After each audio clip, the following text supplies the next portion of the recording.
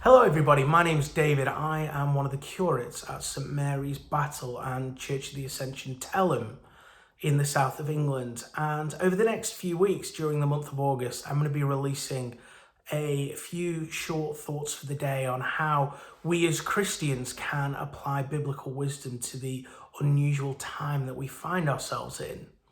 Now, if you are not a Christian, if somebody sent you this link or you've clicked through it on YouTube, can I encourage you to look to people like C.S. Lewis or to Tim Keller to really look at how the Christian faith is a rational and a coherent way of experiencing and living in the world.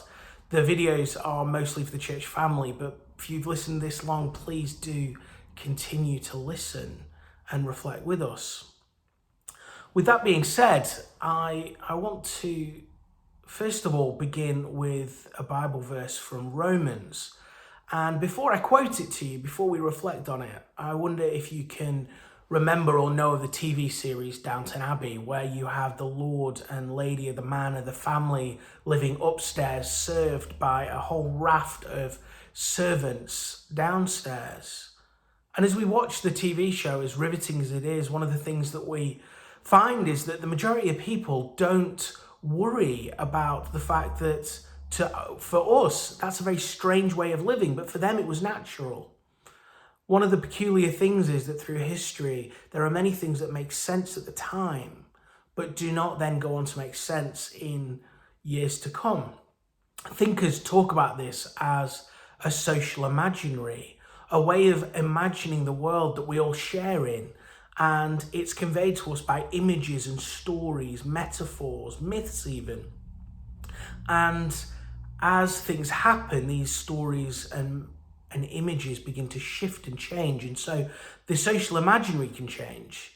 And we at the moment are at a point where there is a shift in the way we're thinking about the way we live.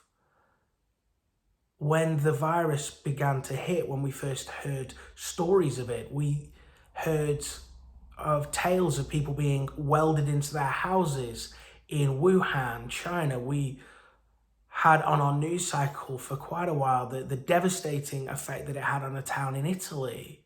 And in and through it, we began to take on for ourselves an image, a story that this virus was somehow particularly deadly. And in it was a sense that actually we needed to try and preserve life at all cost. And so we had a lockdown, and we're still navigating, negotiating the coming out of that. But the question is, how we to Christians reflect on that?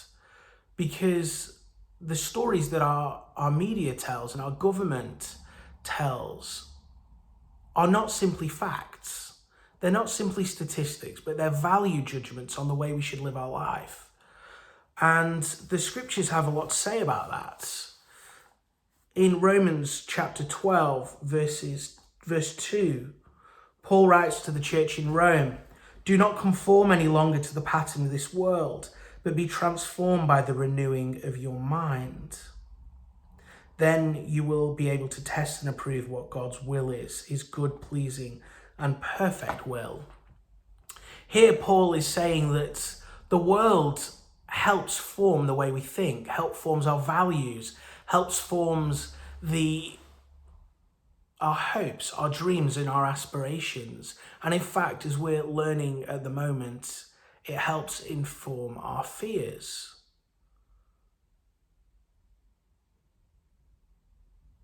But Paul, speaking under the inspiration of the Holy Spirit, wants to remind us that the person that should be forming our mind, conforming our mind to the correct way of seeing the world, is not the media, it's not news or our government, but is actually God himself, who has spoken through the prophets and then in his Son, Jesus Christ.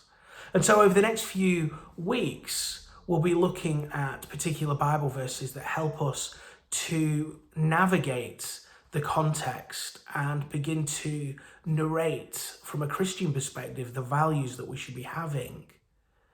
It's true that not everybody is fearful at the moment, but that doesn't take away from the fact that that has been a dominant theme in over the past few months.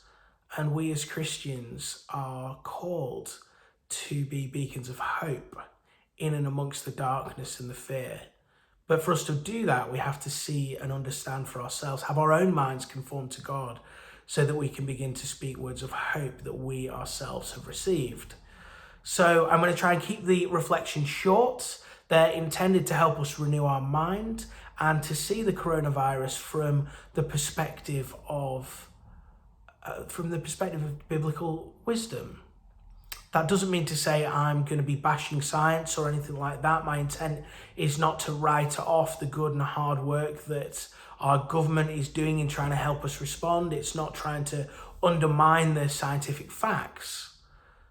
But it is intended to help us reflect on how we in our hearts and our minds should respond to those facts.